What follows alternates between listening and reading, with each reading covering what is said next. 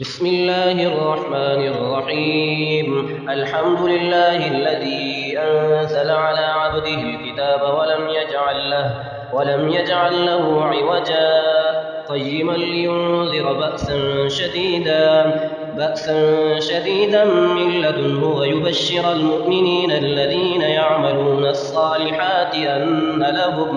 أن لهم أجرا حسنا ماكثين فيه أبدا وينذر الذين قالوا اتخذ الله ولدا ما لهم به من علم ولا لآبائهم كبرت كلمة تخرج من أفواههم إن يقولون إلا كذبا فلعلك باخع نفسك على آثارهم إن لم يؤمنوا بهذا الحديث أسفا إنا جعلنا ما على الأرض زينة لها لنبلوهم أيهم أحسن عملا وإنا لجاعلون ما عليها صعيدا جرزا أم حسبت أن أصحاب الكهف والرقيم كانوا من آياتنا عجبا إذ أوى الفتية إلى الكهف فقالوا ربنا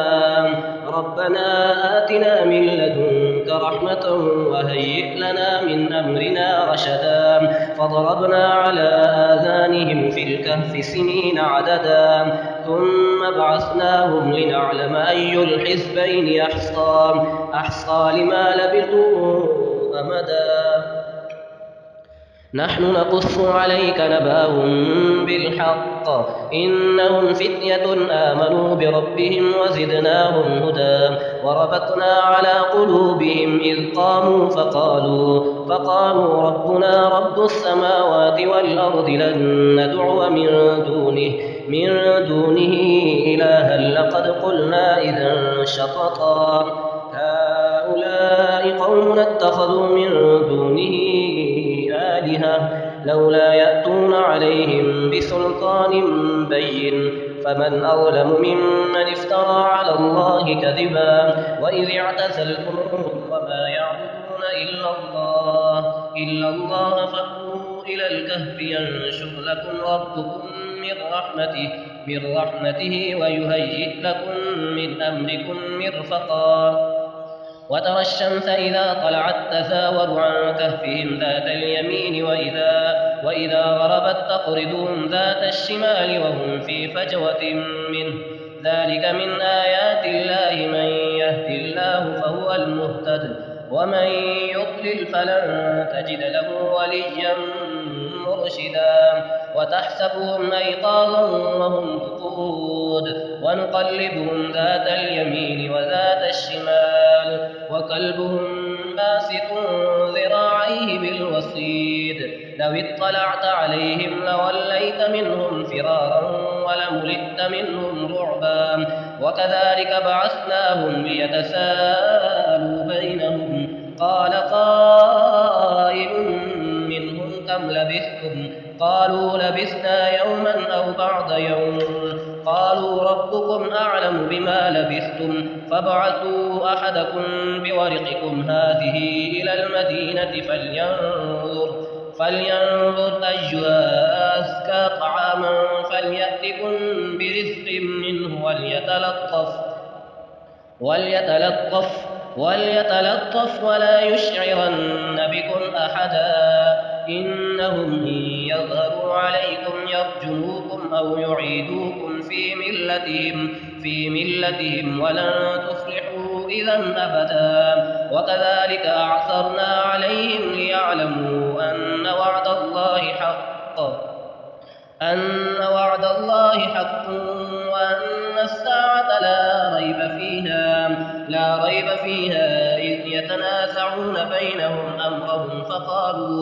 فقالوا بنوا عليهم بنيانا ربهم أعلم بهم قال الذين غلبوا على أمرهم لنتخذن عليهم مسجدا سيقولون ثلاثة رابعهم كلبهم ويقولون خمسة سادسهم كلبهم رجما بالغيب ويقولون سبعة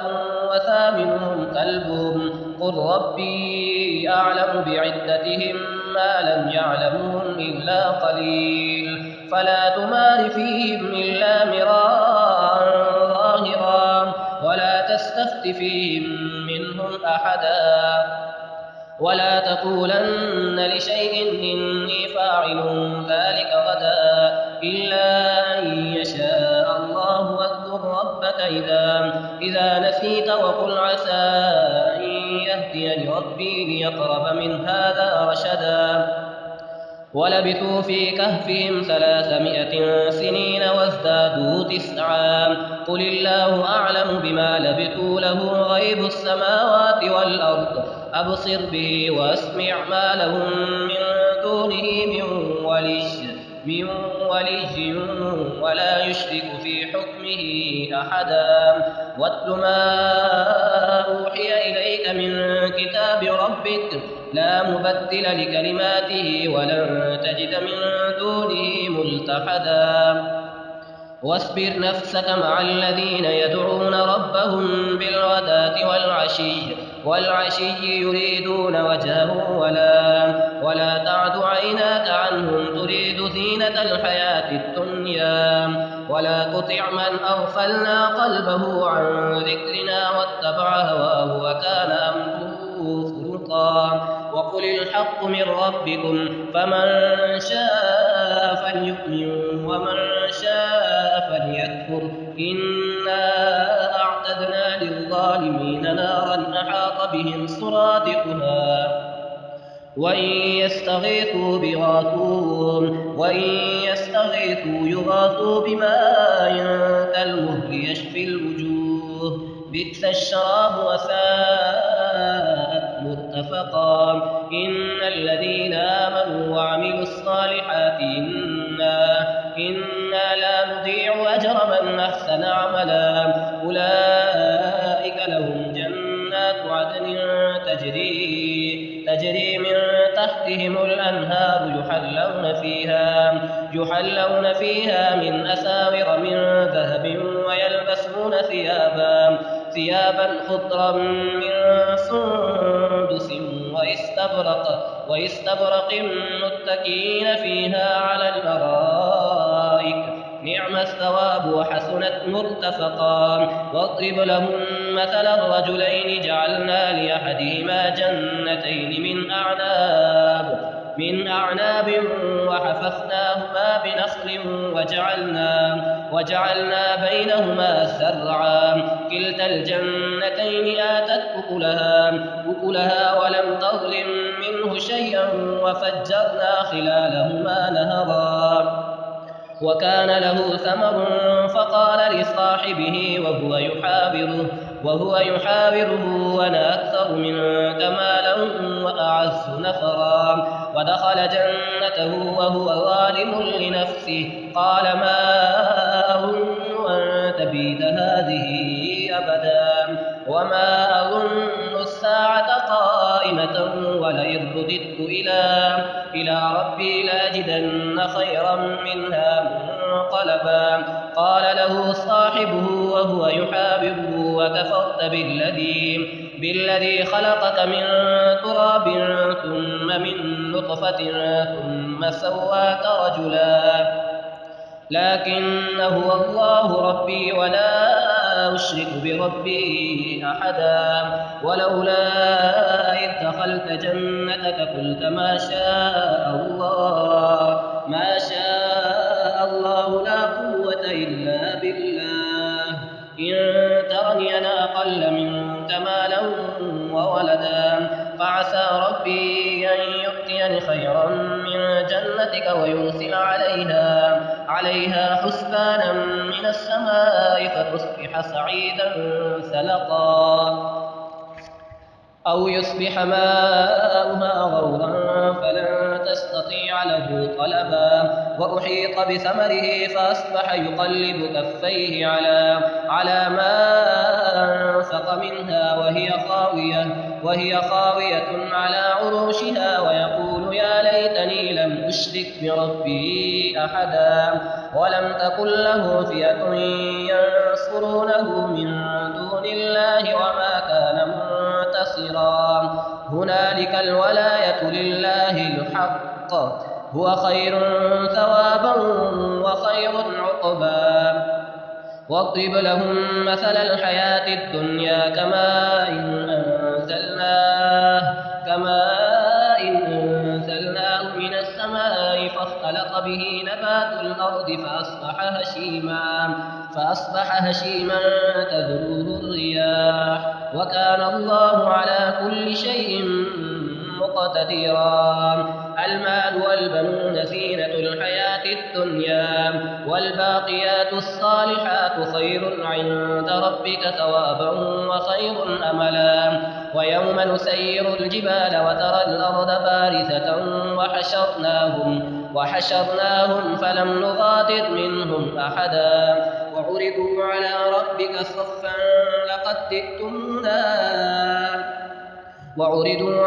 ربك صفا لقد جئتمونا كما خلقناكم أول مرة بل زعمتم أن لن نجعل لكم موعدا. ووضع الكتاب فترى المجرمين مشفقين مما فيه ويقولون يا ويلتنا ما لهذا الكتاب لا يغادر صغيرة ولا كبيرة إلا أحصاها ووجدوا ما عملوا حاضرا ولا يظلم ربك أحدا. وإذ قلنا للملائكة اسجدوا لآدم فسجدوا إلا إبليس كان من الجن ففسق عن أمر ربه أفتتخذونه وذريته أولياء من دوني وهم لكم عدو بئس للظالمين بدلا. ما أشهدتهم خلق السماوات والأرض ولا خلق أنفسهم وما كنت متخذ المضلين عضدا. ويوم يقول نادوا شركائي الذين زعمتم فدعوهم فلم يستجيبوا لهم وجعلنا بينهم موبقا. ورأى المجرمون النار فظنوا أنهم واقعوها ولم يجدوا عنها مصرفا. ولقد صرفنا في هذا القرآن للناس من كل مثل وكان الإنسان أكثر شيء جدلا. وما منع الناس أن يؤمنوا إذ جاءهم الهدى ويستغفروا ربهم إلا أن تأتيهم سنة الأولين أو يأتيهم العذاب قبلا. وما نرسل المرسلين إلا مبشرين ومنذرين. ويجادل الذين كفروا بالباطل ليدحضوا به الحق واتخذوا آياتي وما أنذروا هزوا.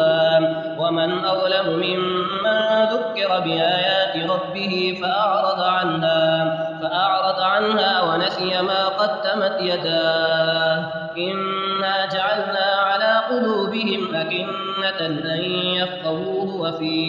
وفي آذانهم وقرا وإن تدعوهم إلى الهدى فلن يهتدوا إذا أبدا. وربك الغفور ذو الرحمة لو يؤاخذهم بما كسبوا لعجل لهم العذاب بل لهم موعد لن يجدوا من دونه موئلا. وتلك القرى أهلكناهم لما ظلموا وجعلنا لمهلكهم موعدا. وإذ قال موسى لفتاه لا أبرح حتى أبلغ مجمع البحرين أو أمضي حقبا. فلما بلغا مجمع بينهما نسيا حوتهما فاتخذ سبيله في البحر سربا. فلما جاوزا قال لفتاه آتنا غداءنا لقد لقينا من سفرنا هذا نصبا. قال أرأيت إذ أوينا إلى الصخرة فإني نسيت الحوت وما أنسانيه إلا الشيطان أمره واتخذ سبيله في البحر عجبا قال ذلك ما كنا نبغي فارتد على آثارهما قصصا فوجدا عبدا من عبادنا آتيناه رحمة من عندنا وعلمناه من لدنا علما قال له موسى هل أتبعك على أن تعلمني مما علمت رشدا قال إنك لن تستطيع معي صبرا وكيف تصبر على ما لم تحط به خبرا قال ستجدني إن شاء الله صابرا ولا أعصي لك أمرا قال فإن اتبعتني فلا تسألني عن شيء حتى أحدث لك منه ذكرا فانطلقا حتى إذا ركبا في السفينة خرقها قال أخرقتها لتغرق أهلها لقد جئت شيئا إمرا قال ألم أقل إنك لن تستطيع معي صبرا قال لا تؤاخذني بما نسيت ولا ترهقني من أمري عسرا فانطلقا حتى إذا لقيا غلاما فقتله قال أقتلت نفسا زكية بغير نفس لقد جئت شيئا نكرا قال ألم أقل لك إنك لن تستطيع معي صبرا قال إن سألتك عن شيء بعدها فلا تصاحبني قد بلغت من لدني عذرا فانطلقا حتى إذا أتيا أهل قرية استطعما أهلها فأبوا أن يضيفوهما فوجدا فيها جدارا يريد أن ينقض فقامه قال لو شئت لاتخذت عليه أجرا قال هذا فراق بيني وبينك سأنبئك بتأويل ما لم تستطع عليه صبرا أما السفينة فكانت لمساكين يعملون في البحر فأردت أن أعيبها وكان وراءهم ملك يأخذ كل سفينة غصبا وأما الغلام فكان أبواه مؤمنين فخشينا أن يرهقهما طغيانا وكفرا فأردنا أن يبدلهما ربهما خيرا منه زكاة وأقرب رحما وأما الجدار فكان لغلامين يتيمين في المدينة وكان تحته كنز لهما وكان أبوهما صالحا فأراد ربك أن يبلغا أشدهما ويستخرجا كنزهما رحمة من ربك وما فعلته عن أمري ذلك تأويل ما لم تستطع عليه صبرا ويسألونك عن ذي القرنين قل سأتلو عليكم منه ذكرا إنا مكنا له في الأرض وآتيناه من كل شيء سببا فأتبع سببا حتى إذا بلغ مغرب الشمس وجدها تغرب في عين حمية ووجد عندها قوما قلنا يا ذا القرنين إما أن تعذب وإما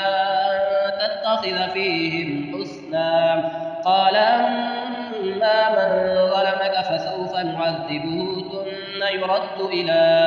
ثم يرد إلى ربه فيعذبه عذابا نكرا وأما من آمن وعمل صالحا فله جزاء الحسنى وسنقول له من أمرنا يسرا ثم أتبع سببا حتى إذا بلغ مطلع الشمس وجدها تطلع على قوم لم نجعل لهم من دونها سترا كذلك وقد أحطنا بما لديه خبرا ثم أتبع سببا حتى إذا بلغ بين السدين وجد من دونهما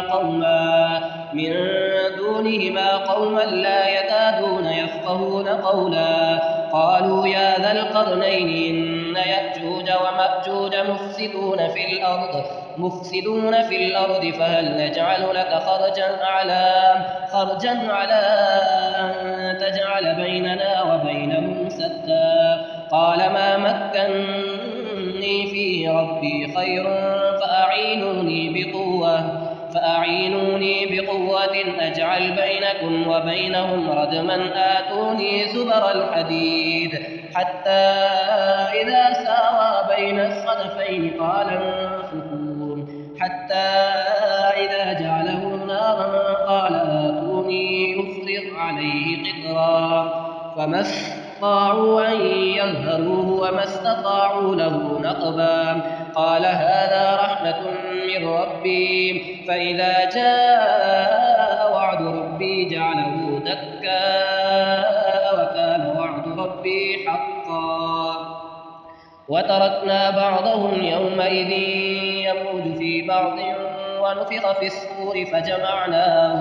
فجمعناهم جمعا وعرضنا جهنم يومئذ